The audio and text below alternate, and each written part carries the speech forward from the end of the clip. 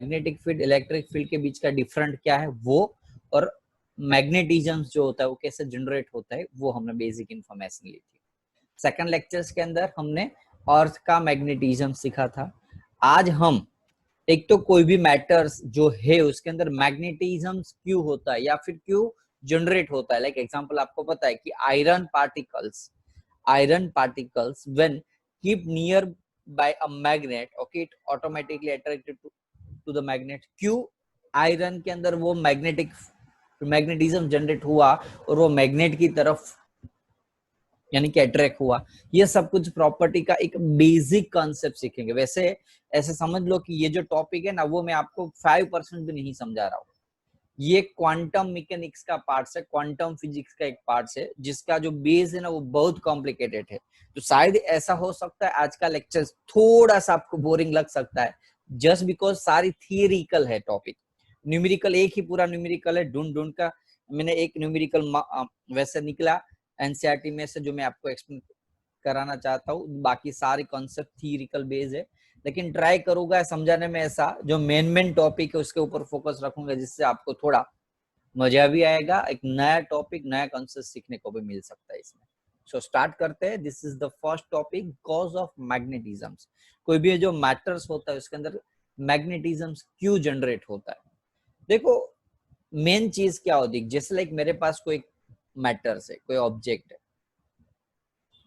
उस ऑब्जेक्ट के अंदर पता है किसी को क्या होता है, कोई भी मैटर्स जो होता है किसका बना हुआ होता है, मैटर किसका बना हुआ होता है, एटॉम्स का। और एटॉम के अंदर क्या होता है, न्यूक्लियस होता है और बाहर इलेक्ट्रॉन घूम रहे होते हैं। am I right or wrong? Right sir. Yes sir. Okay अब ये जो इलेक्ट्रॉन घूम रहे हैं, समझ लो ये जो इलेक्ट्रॉन बाहर घूम रहे हैं, अब वो इलेक्ट्रॉन की वजह से करंट जनरेट होता है। जो इलेक्ट्रॉन रिवॉल्विंग कर रहा है, रिवॉल्व कर रहा है, रोटेशनल कर रहा है मोशन में, तो उसकी वजह से करंट जनरेट होता है। और आपको आगे के चैप्टर के अंदर सीख गए कि कोई भी चार्ज जब मूव होता है उसमें से मैग्नेटिक फील्ड जनरेट होती है। राइट और रॉन्ग? Yes sir. ओके तो कोई भी चार्ज जब मूव होता है तो मैग्नेटिक फील्ड जनरेट होती है, यानी कि यहाँ मैग्नेटिक फील्ड जनरेट हुई एक इलेक्ट्रॉन की वजह से, एक एटॉम्स के अंदर।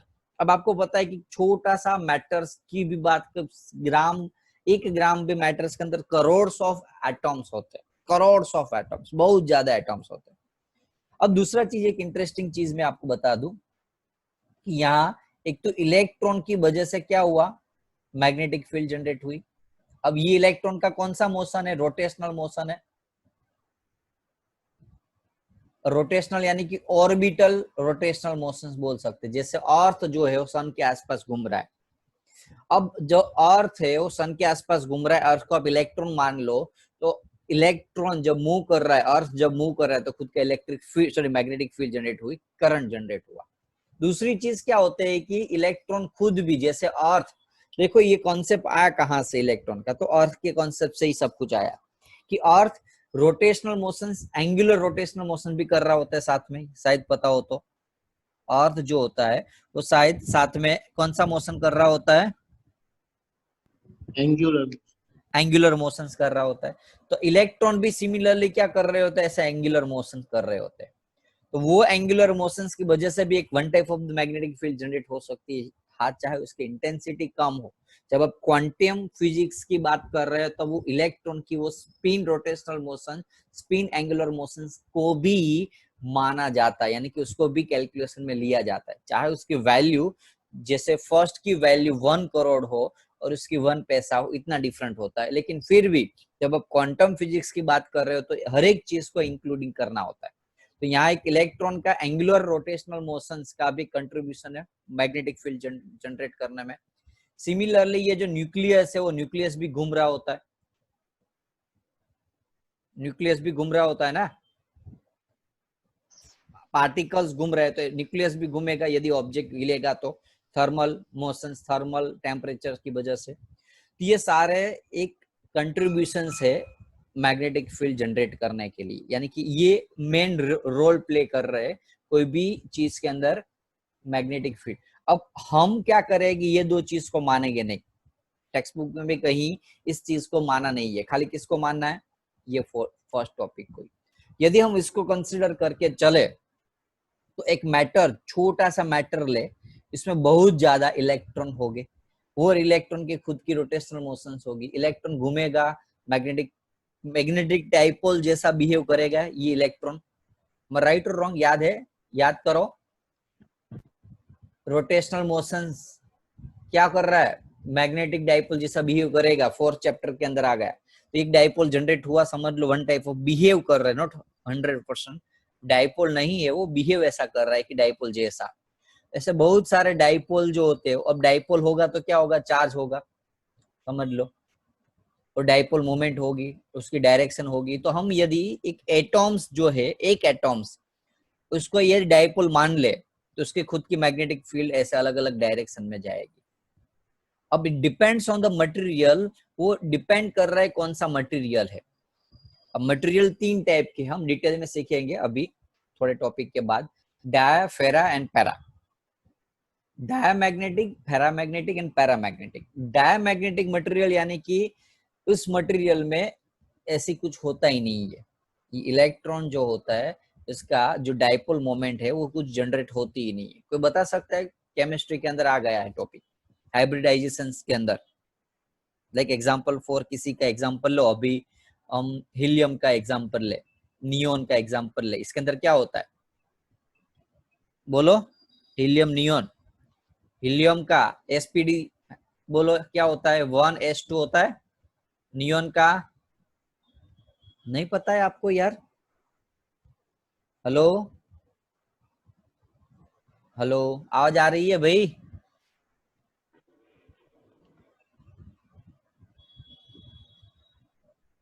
आवाज आ रही है मेरी, यस सर। यस हाँ सर। तो बोलो ने यस सर। यार। चलो, तो नियोन का क्या होता है, 10 होता है, तो उसको समथिंग कुछ 1s2 2s2 2s2 2p6 sp 2p क्या होता है, अब मुझे नहीं पता, 2p6, हाँ 6 होता है, 10 होता है ना, 2p6 ऐसा होता है कि नहीं।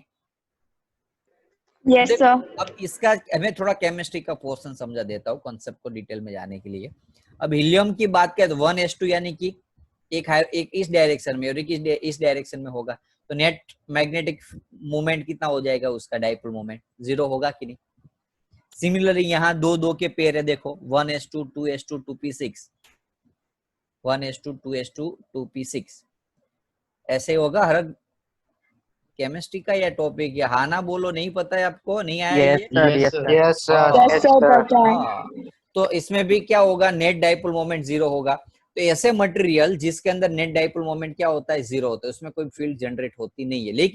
लेकिन समझ लो, हम सोडियम की बात करें तो सोडियम का क्या होता है, 1s2 2s2 2p7 ऐसा ही कुछ होता है ना, 2p6 होता है, સર 6 પછી આવશે। s6 पे શું આવે, 3s1 3s1। अब ये तो चलो निकल गया था क्योंकि उसका डाइपोल मोमेंट 0 हो गया था, लेकिन एक ये बचा जिसका खुद का सिंगल मोमेंटम होता है। तो सोडियम जैसे एटॉम्स होते हैं उसका खुद का डाइपोल मोमेंट होता है, हीलियम नियॉन जैसे एटॉम्स का डाइपोल मोमेंट 0 होता है, लेकिन सोडियम जैसे एटॉम्स का नेट डाइपोल मोमेंट, यहाँ हम नेट डाइपोल मोमेंट की बात कर रहे हैं, नेट डाइपोल मोमेंट है, तो सोडियम का डाइपोल मोमेंट होगा। यानी कि ऐसे जो मटेरियल्स होते हैं उसके अंदर खुद की मैग्नेटिक फील्ड होती है, इंटरनल मैग्नेटिक फील्ड बोलते हैं उसको, क्या बोलते हैं, इंटरनल मैग्नेटिक फील्ड। और ऐसे मटेरियल जिसको मैग्नेटाइज किया जा सकता है। मैग्नेटाइजेशन का मीनिंग क्या, यानी कि हम यदि उस magnetic field, external magnetic field में सोडियम जैसे एलिमेंट्स को रखते हैं, सोडियम जैसे एलिमेंट्स को, तो उसके अंदर के जो डाइपोल है, जो एक डाइपोल ऐसा था जो अभी सिंगल था, वो ऐसे डाइपोल अलग अलग डायरेक्शन में घूमते रहते हैं। जैसे हम उसको फील्ड के अंदर रखेंगे, उसकी फील्ड, उसके जो डाइपोल मोमेंट हो कुछ फील्ड के डायरेक्शन में अलाइन हो जाएंगे और उसकी अंदर से मैग्नेटिक फील्ड जनरेट होगी। और ये हुआ ऑब्जेक्ट मैग्नेटाइज्ड। बोलो मैग्नेटाइजेशन का कॉन्सेप्ट क्लियर? कोई भी चीज के अंदर मैग्नेट कैसे जनरेट होता है, तो सोडियम के अंदर मैग्नेट कैसे जनरेट हो सकता है, तो कुछ इस हिसाब से हो सकता है। आयरन के अंदर तो उसका भी कुछ रीजंस होते हैं, तो पर्टिकुलर रीजंस होगा। केमिस्ट्री का थोड़ा पोर्शन है, समझने का ट्राई करो कि कोई भी ऑब्जेक्ट के अंदर यदि नेट डाइपोल मोमेंट 0 नहीं है तो वो मैग्नेटाइज हो सकता है, यानी कि उस मैटर को हम मैग्नेट जैसा कुछ बना सकते हैं। अब उसमें भी दो चीज है, पैरा एंड फेरोमैग्नेटिक। पैरामैग्नेटिक फेरामैग्नेटिक वो बहुत डिटेल में हम थोड़े टॉपिक के बाद सीखेंगे। उससे पहले हम एक दूसरा कॉन्सेप्ट डेरिवेशंस न्यूमेरिकल बेस पे वो समझ लेते, जो हमारा जो टॉपिक है मैग्नेटाइजेशन एंड मैग्नेटिक इंटेंस। भाई ये समझ में आ गया सभी को कैसे जनरेट हुआ वो? Yes sir. फिर से रिपीट कर रहा हूँ, कोई भी मैटर्स होता है एटॉम्स का बना होता है, एटॉम्स के अंदर इलेक्ट्रॉन होते हैं, इलेक्ट्रॉन रिवॉल्व कर रहे होते हैं, इलेक्ट्रॉन रिवॉल्विंग कर रहे हैं तो मैग्नेटिक फील्ड जनरेट होती है, मैग्नेटिक डाइपोल मोमेंट इंड्यूस होता है। उस मैग्नेटिक डाइपोल मोमेंट की वजह से उसके अंदर नेट डाइपोल मोमेंट, अब नेट डाइपोल मोमेंट यानी कि ऐसे थाउजेंड्स करोड़ ऑफ इलेक्ट्रॉन्स होते, एक इलेक्ट्रॉन नहीं, बहुत सारे इलेक्ट्रॉन। प्रॉब्लम ये होगा काफी सारे एलिमेंट्स ऐसे हो गए, मैटर्स ऐसे हो गए जिसके अंदर net field, net dipole moment 0 हो जाएगा ड्यू टू इट्स हाइब्रिडाइजेशन, कुछ 1s की वजह से। लेकिन सोडियम या दूसरे ऐसे एलिमेंट्स होते हैं जिसके अंदर फिर भी एक एक सिंगल एलिमेंट्स बचता है डाइपोल मोमेंट, वो डाइपोल मोमेंट को हम टोटल एडअप करें, एडिशन करें तो 0 नहीं होता, यानी कि उसके अंदर कुछ मैग्नेटाइजेशन का चांसेस है।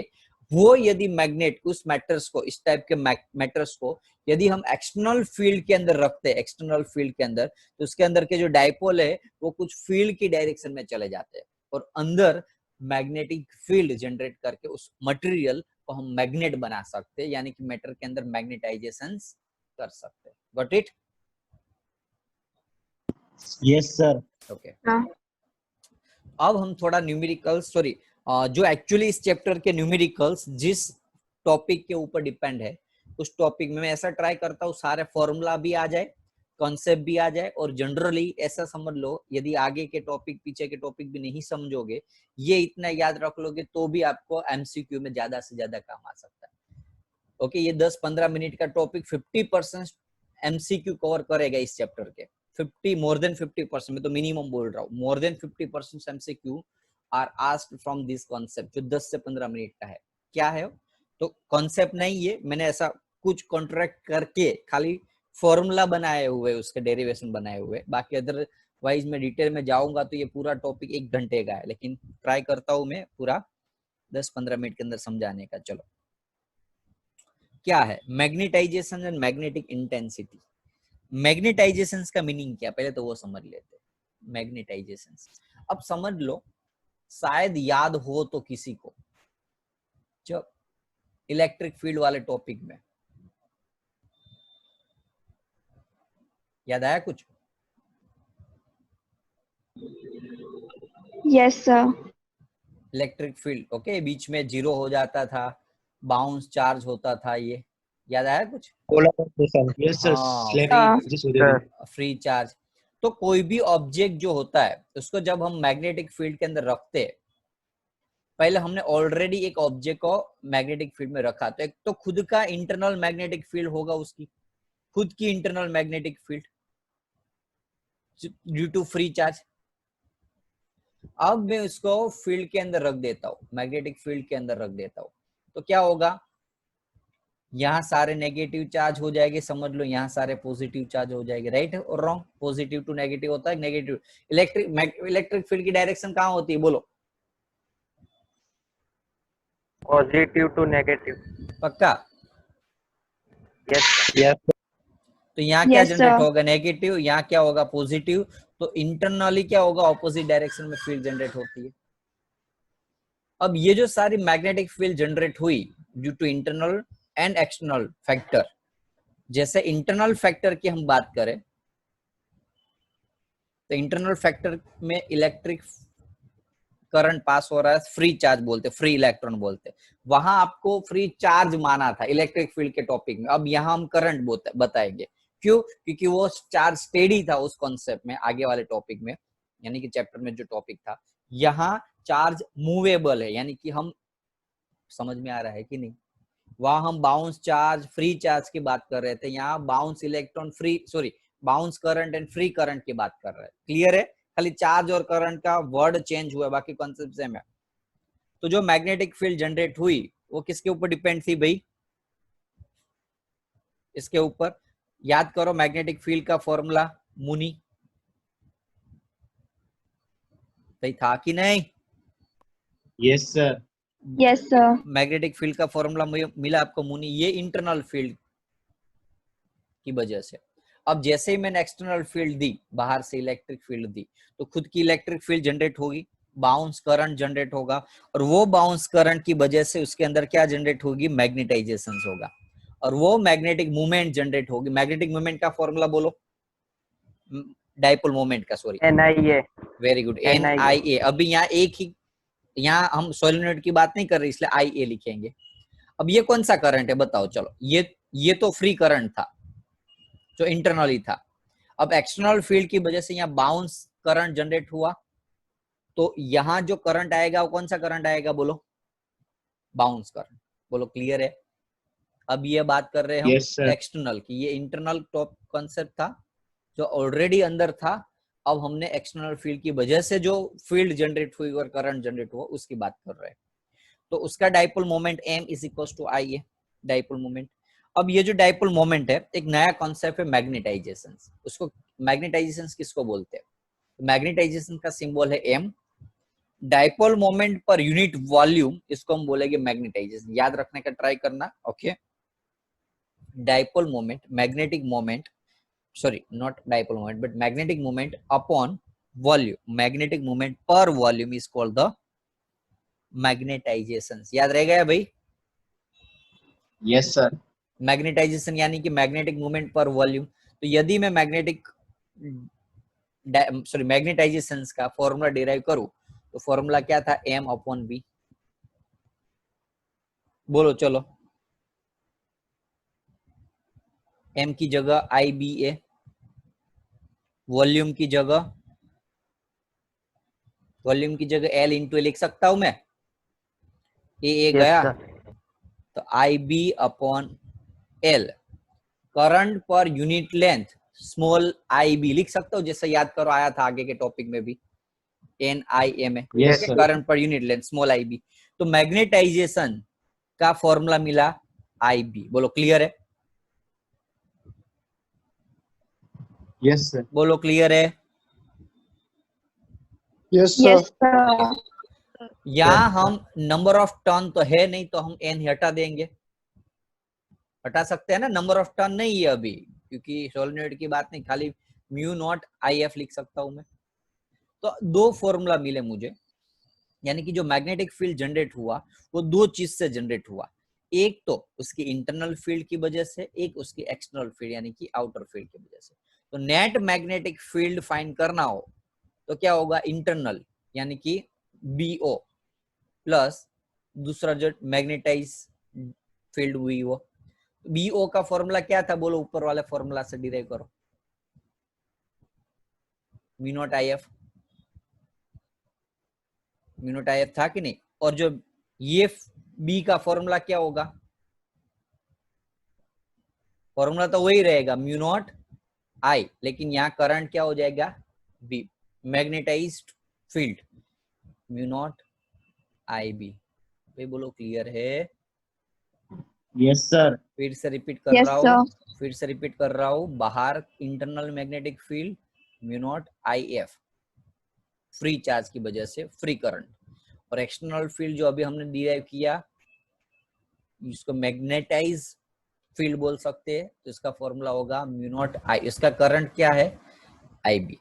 यानी कि इस मटेरियल में इसकी ये भी मैग्नेटिक फील्ड है और ये भी मैग्नेटिक। अब दोनों का एडिशन करे तो net magnetic field is equal to, दोनों का एडिशन किया, दोनों में से म्यू नॉट कॉमन निकाल दूंगा, तो IF प्लस IB लिख सकता हूँ। यदि लिख सकता हूँ तो आप बोल दो भाई, नेट Yes, मैग्नेटिक। sir. अब मैंने IB इज इक्वल टू कुछ डिराइव किया था, याद हो तो, ऊपर वाले टॉपिक में। M. Yes, magnetization. या लिख सकता हूँ M, लिख सकता Yes, हूँ। sir. Yes, sir. Yes, sir. अब देखो, अब देखो B म्यू नॉट नीचे आ गया is equals to I F plus M. M को इस साइड ले लेते यदि, तो आई एफ बचा, और इस फॉर्मूला आई एफ का जो ये फॉर्मूला मिला B upon mu naught minus M, उसको हम बोलेंगे एच, मैग्नेटिक इंटेंसिटी।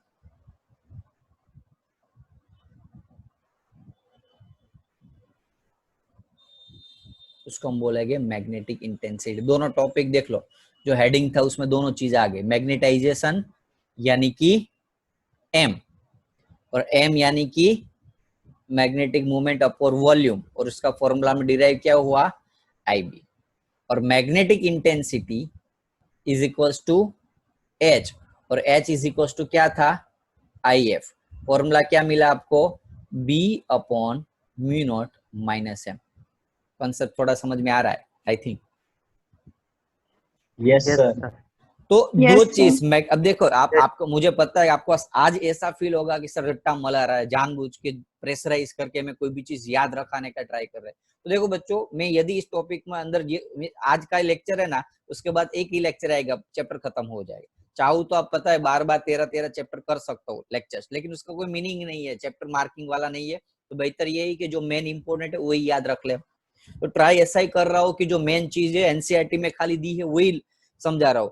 ऐसा नहीं कि आगे के चैप्टर में मैंने एनसीईआरटी के अलावा 50% ज्यादा कोर्स समझाया हुआ है, कॉन्सेप्ट समझाया हुआ है। जिस कॉन्सेप्ट मैं इस चैप्टर में नहीं समझाऊंगा, जो डिटेल में जा रहा था वो यहाँ डिटेल में नहीं जाऊंगा, जो एनसीईआरटी में है वही खाली मैं आपको एक्सप्लेन कर रहा हूँ। सो इसीलिए आपको ऐसा लग रहा है कि काफी सारी चीज आपको याद रखनी पड़ती है। वो क्यों आई उसका भी एक रीजन होता है, लेकिन उसके अंदर घुसेंगे तो बहुत ज्यादा टाइम लग जाएगा। तो फिर से हम रिपीट कर रहे हैं कॉन्सेप्ट को फटाफट से। एक internal magnetic field B naught is equal to mu naught I F, एक इंड्यूस फील्ड, दोनों का एडिशन किया, आई बी की जगह एम लिखा, आई एफ को मेन बनाया, और उसको हम बोलेंगे, उसको हम क्या बोलेंगे मैग्नेटिक इंटेंसिटी एच। बोलो क्लियर है? क्या बोलेंगे उसको हम magnetic intensity is equals to I F. तो फॉर्मूला था B is equals to mu naught I F upon I B. अब याद रखो, इंटरेस्टिंग चीज है, याद ना रहे तो ऐसे कंपेरिजन कर लेना। I F is equals to क्या मिला आपको H, H, H, और I B is equals to क्या मिला आपको M, M. तो B is equals to mu naught H plus M। नया फॉर्मूला कुछ मिला आपको? बोलो क्लियर है? Yes, अब sir. अब देखो, ये इंड्यूस चार्ज है, यहाँ जो इंड्यूस चार्ज हुआ वो क्यों हुआ? जस्ट बिकॉज उसके अंदर एक फील्ड फ्री इलेक्ट्रॉन था तो ही ना। अब डायमैग्नेट के अंदर इलेक्ट्रॉन थे ही नहीं, तो यहाँ चार्ज जनरेट हो रहा था। समझा रहा हूँ, एक minute just give me 1 minute of, पूरा कॉन्सेप्ट क्लियर हो जाएगा आपको। 1 2 3 negative positive negative positive negative positive. अब ये अंदर के इलेक्ट्रॉन थे ऐसे, इसलिए ये इलेक्ट्रॉन जनरेट हुआ ना बायन्स। समझ में आ रहा है? यदि यही नहीं होते, Yes, sir. यदि यही नहीं होते, उसके अंदर कुछ होता ही नहीं, तो क्या वो लास्ट कॉर्नर में ऐसा कोई चार्ज जनरेट होता? no, यानी No, कि sir. यानी कि जो मैग्नेटाइजेशन हुआ, बाउंस चार्ज जो जनरेट हुआ, यानी कि आईबी, और आईबी यानी कि एम, वो किसकी वजह से हुआ? फ्री चार्ज की वजह से, यानी कि एच की वजह से। जितना ज्यादा फ्री चार्ज होगा उतना मैग्नेटाइज ज्यादा होगा, अंदर इलेक्ट्रॉन डाइपोल मोमेंट होगा, नेट डाइपोल मोमेंट, तो मैग्नेटाइज होगा ना। अंदर कुछ है ही नहीं तो मैग्नेटिज्म कैसा? तो यानी कि एम जो है वो कोई चीज के ऊपर डिपेंड है, आई बी किसके ऊपर डिपेंड है? आई एफ के ऊपर। ऐसे एम किसके ऊपर डिपेंड है? एच के ऊपर। तो एम प्रोपोर्शनल टू एच लिख सकते हम।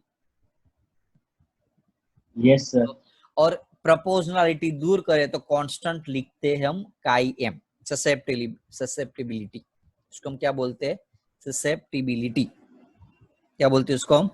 ससेप्टिबिलिटी। अब ये क्या है मैं बाद में आपको समझाऊंगा ये क्या है। वो एक ऐसी प्रॉपर्टी है ऑब्जेक्ट की कि वो ऑब्जेक्ट कितना पावरफुल मैग्नेट बनेगा वो डिफाइन करता है उस वैल्यू काई एम की वैल्यू क्या शो कर रही है, भाई वो मैग्नेट जो है वो कितना पावरफुल यानी कि मटेरियल है वो कितना मैग्नेटाइज हो सकता है, उसकी इंटेंसिटी दिखाती काई एम की वैल्यू। क्लियर है? Yes sir. तो यहां मैं m की जगह काई एम एच लिख सकता हूं, yes sir. Chi M H. H यदि मैं बाहर निकाल लू 1 प्लस काई एम, एच इस साइड ले लू तो ऐसा कुछ मिलेगा आपको फॉर्मूला।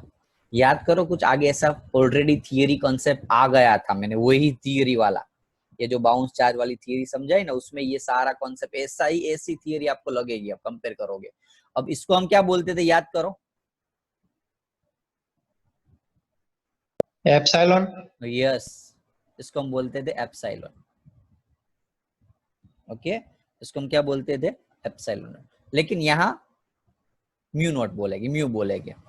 वहां एप्सिलॉन था और यहाँ म्यू है, तो इसलिए उसको हम बोलेंगे म्यू। बोलो क्लियर है? Yes sir. अब म्यू लेकिन कौन सा? तो रिलेटिव परमिटिविटी। वहां एप्सिलॉन आर बोलते थे, यहाँ हम बोलेंगे म्यू आर। तो म्यू आर इसको हम क्या बोलेंगे? Relative permeability. 1 plus chi M को मैं मेन बनाऊ तो म्यू आर अपॉन, एक मिनट हो, सॉरी इसको नहीं बोलेंगे, अब इसको बोलेंगे। ओके, इसको हम खाली परमिएबिलिटी बोलेंगे। अब म्यू नॉट नीचे आ जाएगा, अब उसको हम क्या बोलेंगे? Relative permeability. याद आया कॉन्सेप्ट कुछ आगे के टॉपिक में से? Yes Yes, sir. sir. Yes, sir. Okay, बाद में टेंशन मत लो, मुझे पता है आपको, आप कंफ्यूज हो रहे हो थोड़े, मैं आपको बहुत अच्छे से बाद में समझा दूंगा। तो 1 plus chi M is equals to mu r, यहाँ लिख सकता हूं मैं। b इज इक्वल्स टू, क्या लिखूंगा बोलो? Mu b is equals to mu into H. अब म्यू इज इक्वल्स टू क्या होगा? देखो यहाँ mu naught into mu are, तो mu is equals to mu naught into mu R भी लिख सकता हूं मैं। ये आपका फाइनल फॉर्मूला डिराइव हुआ। बस ये जितना दिख रहा है ना, ये सारे फॉर्मूला यदि आ गए तो इस चैप्टर के न्यूमेरिकल जनरली आप जो जनरली पूछते हो सॉल्व हो जाएंगे। और फिर से ध्यान रखना, मैं बहुत इजी तरीके से, पहले इसमें कोई टॉपिक में यदि डाउट हो ना तो बता दो पहले। हाँ बोल।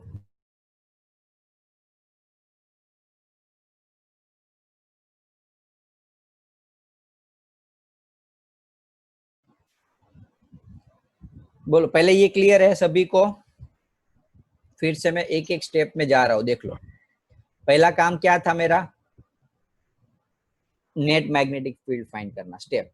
उसके लिए इंटरनल फील्ड और मैग्नेटाइज फील्ड। इंटरनल फील्ड यानी कि फ्री चार्ज, मैग्नेटाइज फील्ड यानी कि बाउंस चार्ज। दोनों में से म्यू नॉट कॉमन निकाला, आई एफ और I B. I F is equal, I B is equal to M. कैसे डिराइव हुआ था? तो एम यानी कि क्या था? मैग्नेटाइजेशन यानी कि dipole moment, magnetic moment upon volume. Magnetic moment का ये फॉर्मूला डाल दिया, I B A upon volume, volume की जगह एल इंटू ए कट, तो I B by L. Current upon length, इसको हम क्या बोलेंगे? I B, small I B, वो डाल दिया यहाँ। तो I B is equal to हमने डिराइव किया था एम। ओके, अब उसमें से आई एफ को मेन बना लूंगा। आई एफ को मेन बना लिया तो बचा ऐसा कुछ जिसको हम क्या बोलेंगे? Intensity, magnetic intensity H. अब मैं आई एफ और आई बी की वैल्यू जो हमने डिराइव की, I F is equal to क्या डिराइव किया? एच, और I B is equal to आगे डिराइव किया था एम, वो डाल दूंगा। अब ये इंटरनल फील्ड की वजह से ये इंड्यूस चार्ज हुआ, यानी कि जो मैग्नेटाइजेशन हुआ किसके ऊपर डिपेंड है? फ्री चार्ज के ऊपर, फ्री करंट के ऊपर। तो एम प्रपोजनल टू एच। प्रपोजनलिटी दूर करोगे तो ससेप्टिबिलिटी, ससेप्टिबिलिटी को हम ओके यहाँ डाल देंगे ये वैल्यू का एम एच वाली, ये इक्वेशन के अंदर कॉमन निकाल देंगे एच। अब इसको हम बोलेंगे म्यू, मटेरियल की परमिएबिलिटी, सॉरी परमिएबिलिटी खाली। ओके, अब म्यू नॉट नीचे आ जाएगा तो हम उसको बोलेंगे रिलेटिव परमिएबिलिटी। ओके, बाद में तो आपको पता ही है क्या किया हुआ है। चलो अब मैं पूरा का पूरा ये डेरिवेशंस एक ही साथ एक ही पेज के अंदर एक्सप्लेन करने का, अब डिटेल में नहीं जाऊंगा, खाली मेन चीज बताऊंगा। तो अब ट्राई करना आप खुद भी, यदि याद रहा हो तो। बोलो, टोटल मैग्नेटिक फील्ड किसकी वजह से हुई? हेलो, एक तो फ्री चार्ज की वजह से, एक इंड्यूस चार्ज की वजह बाउंस से। चार्ज। अब यहाँ चार्ज नहीं, यहाँ हम करंट बोलेंगे, तो करंट है इसलिए फ्री चार्ज, फ्री करंट और magnetize, free current and magnetize current. अब B naught is equal to, बोलो, mu naught mu naught N I F. N अभी नहीं लिखेंगे, ओके, नंबर ऑफ टर्न नहीं है इसलिए। Magnetize intensity, mu magnetic naught I B. Mu naught I B, उसमें से म्यू नॉट कॉमन निकाल लिया तो I F plus I B. याद ऐसे रखना, मैं ये अभी समझा रहा हूँ ऐसे। अब मुझे ये शायद भूल गया कि आई बी क्या था, तो उसके लिए मैं क्या करता, पहले डाइपोल मोमेंट। क्यों? क्योंकि पता है आपको डाइपोल मोमेंट जनरेट होता है, डाइपोल मोमेंट का फॉर्मूला आई ए। ये जो डाइपोल, सॉरी मैग्नेटिक मोमेंट, भूल से बोल देता हूँ डाइपोल मोमेंट, मैग्नेटिक मोमेंट यानी कि I B A. Now magnetisation यानी कि मैग्नेटिक मोमेंट पर वॉल्यूम, मैग्नेटिक मोमेंट पर वॉल्यूम, वॉल्यूम यानी कि लेंथ इंटू एरिया, ए कट आई बी अपॉन एल, तो स्मॉल आई बी। यहाँ आई बी की जगह बाद में क्या किया, M.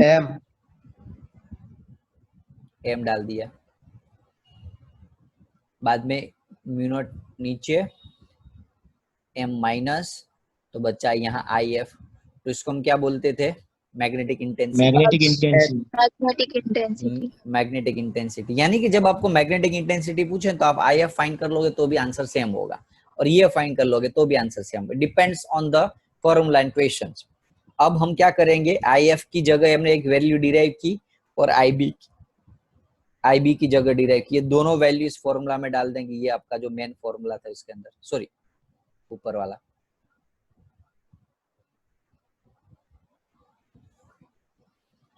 Mu naught I F की जगह एच, आई बी की जगह एम। अब ये जो मैग्नेटाइजेशन हुआ किसकी वजह से हुआ, एच की वजह से, इंटेंसिटी की वजह से, is proportional to H. Proportionality दूर करो तो ससेप्टेबिलिटी डाल दो वो वैल्यू,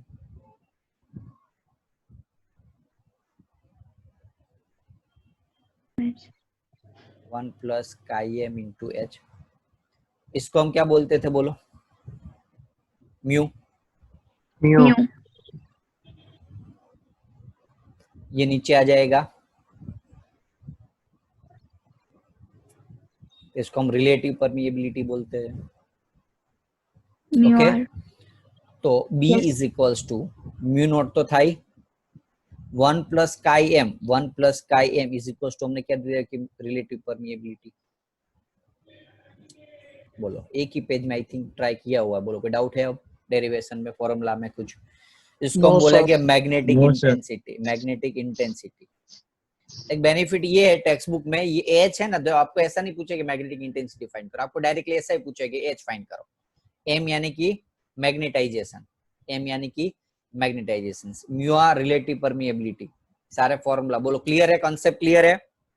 स्क्रीनशॉट ले लो, Yes, sir. स्क्रीनशॉट ले लो यस इसका, सर। थोड़ा याद रखने में इजी होगा। पैम्पलेट में थोड़ा मैंने आगे पीछे कर दिया जल्दी जल्दी में, आज थोड़ा अच्छे से पैम्पलेट नहीं बनाया, फटाफट जल्दी में उसका स्क्रीनशॉट ले लो। चलो, कॉन्सेप्ट क्लियर हो ना, तो मैं आगे बढ़ू।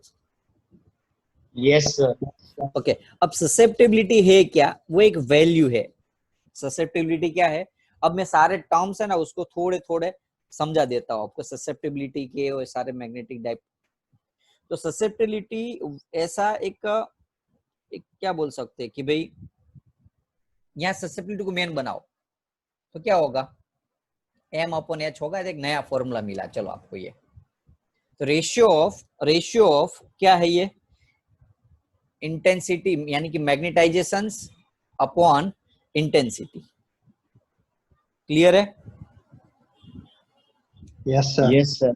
मैग्नेटाइजेशन अपॉन इसको हम इंटेंसिटी ऑफ मैग्नेटाइजेशन भी बोल सकते हो, एम को याद रखना, एम को इंटेंसिटी ऑफ मैग्नेटाइजेशन भी बोल सकते हैं, और इसको हम खाली बोलेंगे intensity of magnetism, intensity of magnetism.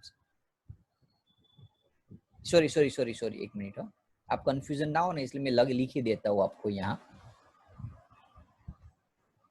M को हम, एच को हम क्या बोल सकते हैं कि मैग्नेटिक फील्ड इंटेंसिटी, दोनों टर्म है ना एक जैसा है, इसलिए मैग्नेटिक फील्ड इंटेंसिटी, और एम को क्या बोल सकते हैं, इंटेंसिटी ऑफ मैग्नेटाइजेशन। क्लियर ना? उसका Yes, sir. रेशियो, उसके रेशियो को हम क्या बोलेंगे, ससेप्टिबिलिटी, इसको हम बोलेंगे ससेप्टिबिलिटी।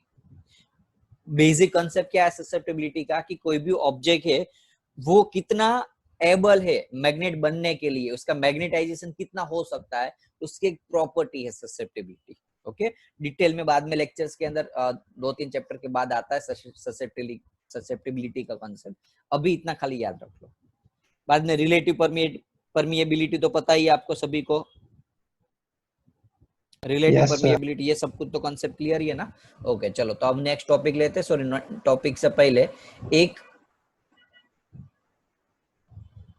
इलिस्ट्रेशन कर लेते हैं।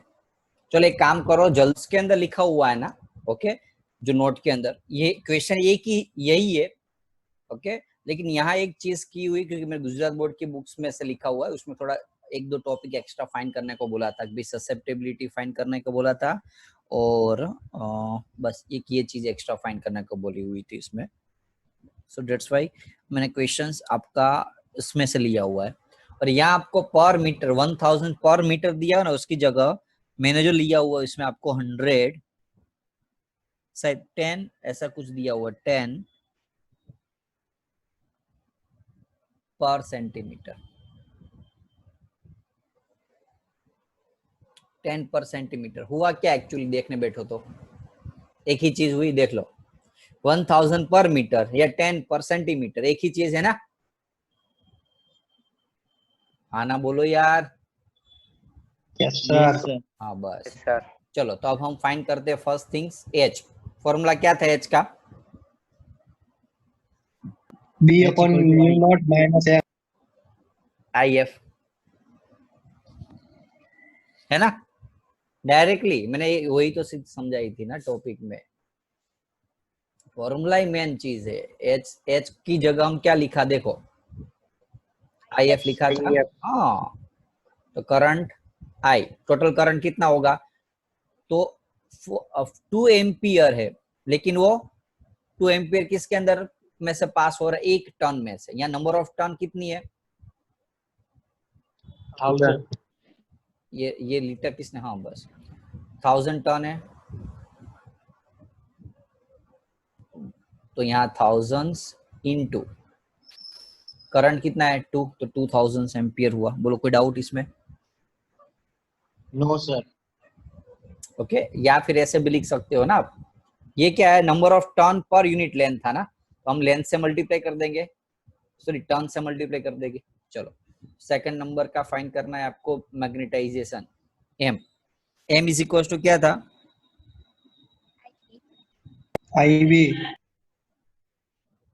एक Mu I naught B, mere अभी H. मेरे पास आई बी नहीं है, तो दूसरा कोई एच, एम किसके ऊपर डिपेंड था, याद करो, H के ऊपर। तो काई एम एच फॉर्मूला था। Yes sir. अब प्रॉब्लम है मेरे पास काई एम ससेप्टिबिलिटी नहीं है, तो यदि मैंने ससेप्टिबिलिटी फाइंड करने को पूछा है, तो मैं क्या फॉर्मूला लगाऊंगा ससेप्टिबिलिटी का, बोलो M by H. M M by upon H. H. M upon H. M upon H, लेकिन उसमें प्रॉब्लम ये होगा मेरे पास एम नहीं है ना अभी। Yes sir. काई M plus 1 is equal to mu, formula था म्यू आर, 1 प्लस Yes काई sir. M is Yes, equal sir. To, अब यहाँ मुझे रिलेटिव परमिएबिलिटी दी है कहीं कुछ, देख लो, 400. Yes, sir. 400. तो 400 काई एम प्लस 1, तो chi M is equal to 399। Problem क्या होता है पता है, इस ये चैप्टर 3 मार्क्स का, ऐसा मान के स्टूडेंट्स है ना उसको निगलेक्ट कर देते, लेकिन आप मानो ना तो ऐसे 4-5 फॉर्मूला थोड़े कॉन्सेप्ट याद करके इस चैप्टर में से 3 मार्क्स भी आपके लिए देखो बहुत इंपॉर्टेंट होते हैं। ऐसा मत समझो कि चैप्टर कम मार्क का है, 4 मार्क्स का है तो उसको निगलेक्ट कर देंगे। ओके, आपके लिए वो 4 मार्क्स भी बहुत काम हो सकता है, क्योंकि 4 मार्क्स की वैल्यू उसको ही पता होती है जो 4 मार्क्स के लिए ओके डोनेशन भरना पड़ता है 10-15 लाख, तब पता चलेगा। तो बेहतर ये कोई भी चीज को निगलेक्ट नहीं करनी है इस बार। चलो काई एम की वैल्यू 399 इंटू एच 2000 मल्टीप्लाई कर देना, जो भी आंसर आ रहा है। थर्ड बी फाइंड करना है, बोलो B. B is equal to last formula derive किया था ना, mu naught mu are H. Mu naught mu are H. Mu naught तो पता ही है 4/10⁷, म्यू आर 400, एच 2000। 2000। सॉल्व कर देना। और फोर्थ नंबर का फाइंड करना है आई एम। आई एम यानी कि one type of the I B ही है। यहाँ हम जो आई बी वर्ड यूज करते थे ना, is nothing but the I M. तो I B total induce charge यानी कि क्या होगा, एम होता है ना। Hello, Yes, sir. Yes, sir. Okay. तो एम की जो वैल्यू है, लेकिन प्रॉब्लम क्या थी यहाँ, capital I, small I B is equal to M था। यहाँ क्या है, कैपिटल आई बी है, तो हम क्या करेंगे, एन से मल्टीप्लाई कर देंगे एम को। याद आया ना। टोटल करंट फाइंड करने को पूछा, magnetization current I M, total magnetization current. तो number of turn into magnetization पर यूनिट टर्न, तो एम के साथ मल्टीप्लाई कर दो। एन कितना था, नंबर ऑफ टर्न 1000। 1000. 1000. एक मिनट हो, एक मिनट, कुछ गड़बड़ हुई है इसमें। मैग्नेटाइजिंग करंट, एक मिनट हो, M is equal to N I होता है ना, sorry, M is equal to N I होता है। तो हमें क्या फाइंड करना है, आई, एम अपॉन एन करना पड़ेगा। हो सॉरी बेटा, total I M is equal to I B होता है। आई बी यानी कि टोटल करंट। अब मुझे एन फाइंड करना है तो मैं क्या करूंगा, सॉरी आई बी फाइंड करना है तो मैं क्या करूंगा, बोलो एम अपॉन एन कर दूंगा ना, तो ये एम बाय एन करना है। सॉरी, बोलो clear concept. Yes, Yes, sir. sir. Yes, sir. पक्का ना, आएगा ना ये फॉर्मूला। 3-4 फॉर्मूला फिर से याद कर लेते। एच यानी कि I B F, magnetization movement यानी कि chi M H, chi M plus 1 mu R, magnetic field का formula mu naught mu are H, ये आई एम। ये सारे फॉर्मूला याद रख लोगे ना तो कुछ सम इतना हार्ड नहीं है। बोलो यदि कॉन्सेप्ट क्लियर है तो मैं आगे बढ़ू। Yes, Yes, sir. sir. Okay, कोई दिक्कत नहीं है ना, लेक्चर खींच लू तो एटलीस्ट चैप्टर खत्म हो जाए बाद में नेक्स्ट लेक्चर में हमारा। चलो मैं ज्यादा नहीं खींचता हूँ, थोड़ा कॉन्सेप्ट खींच लेता हूँ। ये जो टेबल है ना उसको समझा देता हूँ, बाद में नेक्स्ट लेक्चर में हम बाकी सारी चीज को सीखेंगे। ये क्या है, 3 मटेरियल दिख रहा है आपको, डायमैग्नेटिक, पैरामैग्नेटिक एंड फेरोमैग्नेटिक।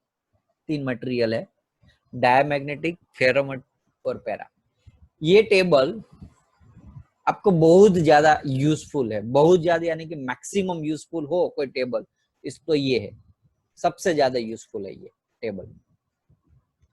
इससे क्या पता चलेगा, तो सारे जो मैग्नेट होते हैं यानी कि सॉरी मटेरियल होते हैं उसमें ससेप्टिबिलिटी कितनी होनी चाहिए डायमैग्नेटिक बनने के लिए, डायमैग्नेटिक की ससेप्टिबिलिटी कितनी होती है, रिलेटिव परमिएबिलिटी कितनी होती है, ये सब कुछ आपको दिखाएगा। तो ससेप्टिबिलिटी जो होती है वो -1 लेस और इक्वल 0, यानी कि 0 और -1 के बीच में होती है। किसकी, डायमैग्नेटिक। Diamagnet. याद रख लेना है बच्चों, याद रखना है, इसलिए तो टेबल है। ओके, अदरवाइज कॉन्सेप्ट होता है वो, याद रख लो, काम आएगा कल एमसीक्यू में। तो डायमैग्नेटिक मटेरियल की ससेप्टिबिलिटी क्या होगी, बहुत स्मॉल होगी, छोटी है कि नहीं देख लो, और स्मॉल एंड Yes. नेगेटिव है, देख लो नेगेटिव है, स्मॉल और क्या है, Negative. स्मॉल एंड नेगेटिव है। अब दूसरी चीज, कि एक मिनट हो, जैसे म्यू आर की बात करें तो म्यू आर कितना है देख लो, 0 से लेके 1 का रिलेटिव परमिएबिलिटी कितनी होती है, 0 से लेके 1 की, और म्यू की वैल्यू म्यू नॉट से लेस देन होती है। म्यू की वैल्यू क्या होती है, लेस देन। एक मिनट हो, मैं पैम्पलेट में ना मैंने कुछ हिंट बनाई थी, शायद वो आपको कुछ काम आ जाए। कहाँ गई वो page, give me 1 minute. Okay, मैं आपको वो हिंट शायद मिल जाए ना, थोड़ा याद रखने में इजी हो जाएगा आपको। म्यू आर 1 प्लस का है। ओके चलो देखो, म्यू आर का फॉर्मूला क्या था याद हो तो, 1 प्लस काई एम था भाई, हाँ कि ना? Yes, Yes, sir. Okay Yes, तो sir. आपको दोनों याद रखना पड़ेगा। जनरली ये दोनों याद रखते हैं स्टूडेंट, लेकिन मैं आपको थोड़ा हिंट, मैंने एक चीज याद रखी थी भाई, ये मेरे पास है काई एम की वैल्यू, तो ये फॉर्मूला तो वैसे मुझे आता था। तो 1 प्लस, अब ये काई एम की वैल्यू क्या है समझ लो, नेगेटिव है, 0 से कितनी होती है, -1 के बीच की, 0 से -1 के बीच में, समझ लो मैं 0.005 ले लू, तो भी फाइनली आंसर जो आएगा वो पॉजिटिव आएगा कि नहीं, 0.095, 0.5 ले लू तो 0.95 हुआ। इसका मीनिंग क्या हुआ 0.95 का, 0 और 1 के बीच की। समझ में आया कुछ, ये इससे ये आया, yes, sir. समझ में आया पक्का? भाई एक चीज मैंने याद Yes, रख sir. ली, और वो भी मैं कैसे याद रखता हूँ कि डायमैग्नेटिक मटेरियल है, मैं आपको नेक्स्ट लेक्चर में बहुत समझा दूंगी, ये भी आपको नहीं याद रखना पड़ेगा, ये जो स्मॉल एंड नेगेटिव वो भी नहीं रखना पड़ेगा, अभी टेम्पररी याद रख लो खाली कि डायमैग्नेटिक मटेरियल होता है ना, उसको जब हम मैग्नेट के बीच में रखते हैं ना, सॉरी एक्सटर्नल फील्ड के बीच में, तो एक्चुअली उसका इंटरनल फील्ड तो 0 होता है, लेकिन जो इंड्यूस फील्ड होता है ना वो इसके ऑपोजिट फील्ड में होता है। समझ में आ रहा है? इंड्यूस फील्ड कहाँ होगा, ऑपोजिट फील्ड में, यानी कि जितने मटेरियल होंगे वो अपोज करेंगे उसके, जिसकी वजह से ससेप्टेबिलिटी क्या है, नेगेटिव है। क्यों?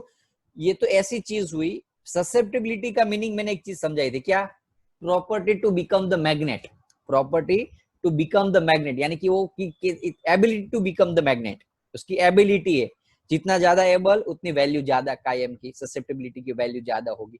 अब प्रॉब्लम यहाँ है, डायमैग्नेटिक तो मैग्नेट बनने के लिए तैयार ही नहीं है। क्यों? मैग्नेट तब बनेगा जब उसके जो डाइपोल मोमेंट है वो फील्ड की डायरेक्शन में होंगे। एम आई राइट और रॉन्ग? मैग्नेट कब Yes, बनेगा sir. कोई ऑब्जेक्ट, Yes, sir. उसके अंदर के मैग्नेटिक डाइपोल होंगे वो एक्सटर्नल फील्ड की डायरेक्शन में बन जाएंगे, सेम डायरेक्शन में हो जाएंगे, अलाइन हो जाएंगे, तो वो मैग्नेट बनने का चांसेस है। अब यहाँ तो ये भाई तो क्या कर रहा है, उसका ऑपोज कर रहा है, मैं मैग्नेट नहीं बनूंगा, ऑपोजिट कर रहा है उसका, यानी कि उसकी जो परमिएबिलिटी है वो नेगेटिव में है। समझ में आया कि नहीं? बनने ही नहीं वाला, Yes, Yes, उसका sir. ऑपोज हो रहा है, ऑपोज कर रहा है, तो उसकी एबिलिटी नहीं, ये तो डिसएबिलिटी हुई ना, तो डिसएबिलिटी यानी कि नेगेटिव। तो ऐसे याद रख लो कॉन्सेप्ट, जब नेक्स्ट टॉपिक में आएगा चैप्टर में, नेक्स्ट लेक्चर में बहुत इजी समझ में आ जाएगा, लेकिन अभी टेम्पररी ऐसे याद रखो। अब पैरामैग्नेटिक मटेरियल क्या होता है? तो पैरामैग्नेटिक मटेरियल जो होता है वो जैसा बोलेगा वैसा करेगा। हाँ भाई आपने एक्सटर्नल फील्ड रखी, मैं रख देता हूँ, अलाइन हो जाता हूँ ऐसे, यानी कि उसकी जो परमिएबिलिटी है वो पॉजिटिव होती है, लेकिन slightly positive, small and positive. इसके अंदर पैरामैग्नेट की, ये फर्स्ट हम बात कर रहे थे डायमैग्नेट की, अब ये पैरामैग्नेट की। पैरामैग्नेट के लिए ससेप्टेबिलिटी स्मॉल एंड पॉजिटिव होती है। स्मॉल एंड क्या होगी, पॉजिटिव, यहाँ 1 होना चाहिए, पता नहीं गलती है। ओके यहाँ 1 होना चाहिए, हेलो यहाँ क्या होना चाहिए, 1 होना चाहिए। Okay One. यहाँ चेंज कर देना बात आपने, यानी कि 0 से 1 के बीच में, यानी कि स्मॉल एंड पॉजिटिव। अब देखो चलो, mu r 1 plus chi M, 1 plus chi M की वैल्यू कितने, 0 और 1 के बीच की, मतलब 0.005 लिया तो कितना आएगा 1.05, तो नियर अबाउट मोर देन 1 हुई उसकी म्यू आर की वैल्यू।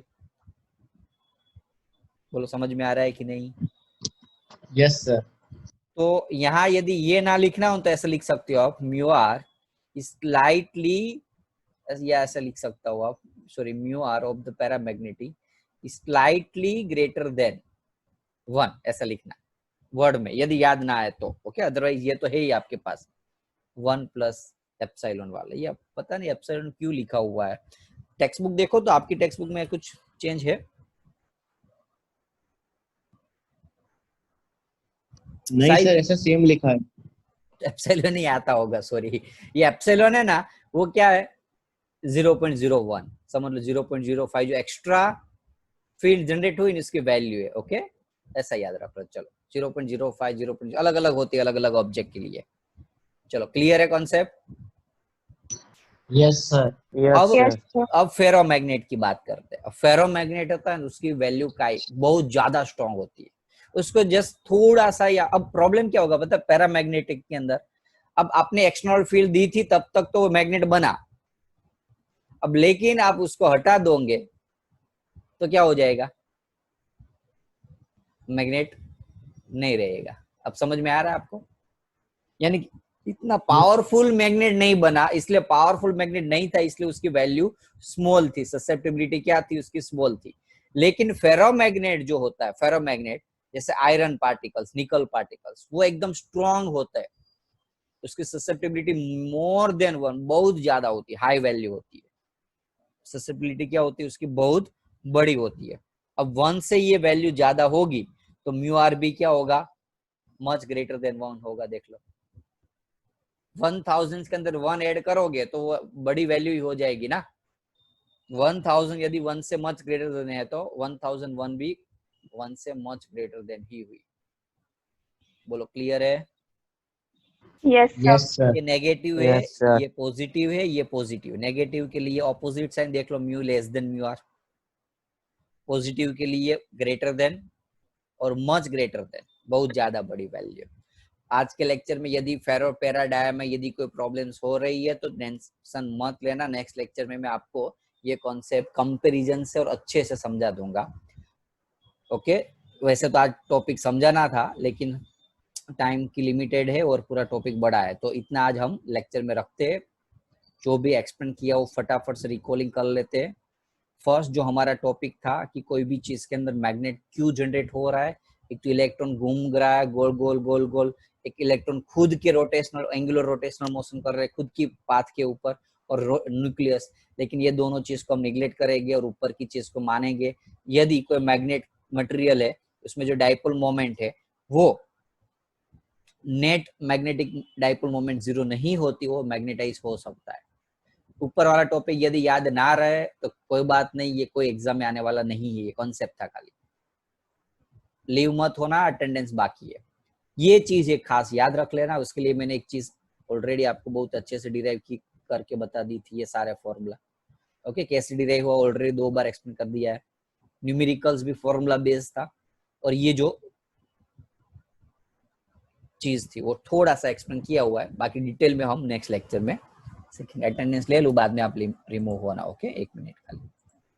आपके मार्क्स आज शाम को मिल जाएंगे, और पेपर मैंने पीडीएफ में चेक करने का ट्राई किया लेकिन बहुत टाइम लग रहा है। थोड़ी प्रॉब्लम ये है कि मुझे इतना ज्यादा पीडीएफ मोबाइल में नहीं पा रहा है, तो मैं अभी ऐसा करूंगा, आपको जो आंसर शीट इसलिए मैंने भेज दी थी, यदि किसी को ऐसा लगे कि सर मेरा कौन सा रॉन्ग है तो मुझे, मैं टाइम दूंगा, उस टाइम पे मुझे फोन करके बताना, मैं उसको पर्सनली पीडीएफ में जो जो रॉन्ग होगा उसके ऊपर राउंड करके भेज दूंगा। Okay, okay sir. और कौन से क्वेश्चन में मार्क्स कट हुआ वो यदि किसी को प्रॉब्लम हो, सॉल्यूशन तो मैंने भेज दिया, लेकिन फिर भी किसी को जानना हो तो मैं जनरली जब पेपर चेक कर रहा हूँ तो साथ में लिख ही देता हूँ ये क्वेश्चन में इतने मार्क्स कट किया। यानी कि जो मार्क्स है ना वो बस खाली पीडीएफ में नहीं लिखता हूँ, बाकी मार्क्स अपनी बुक्स में तो लिखता रहा हूँ। मेरे पास जितनी भी टेस्ट आपने दी है उस सभी का रिकॉर्ड है कि कौन से पेपर के अंदर कौन से क्वेश्चन में आपका मार्क्स कटा था, वो मैं लिख रहा हूँ बुक्स के अंदर। तो यदि किसी को वो चाहिए तो मैं उसका फोटो भेज दूंगा। ओके, लेकिन पीडीएफ में मैं नहीं चेक कर पाऊंगा क्योंकि बहुत ज्यादा टाइम लग रहा है और ज्यादा पेपर है, 11th 12th के और 10th के भी पेपर इकट्ठा हो गए इसलिए। चलो, तो लेक्चर में यहाँ खत्म कर रहा हूँ। नेक्स्ट लेक्चर में ये 3 लेक्चर में जितना भी चला हुआ है वो सारा याद करके रखना। नेक्स्ट लेक्चर में हमारा ये चैप्टर खत्म हो जाएगा। मैं पहले ओरल पूछूंगा सभी को और बाद में लेक्चर स्टार्ट करूंगा। ओके, ये टेबल खास याद रख देना। नेक्स्ट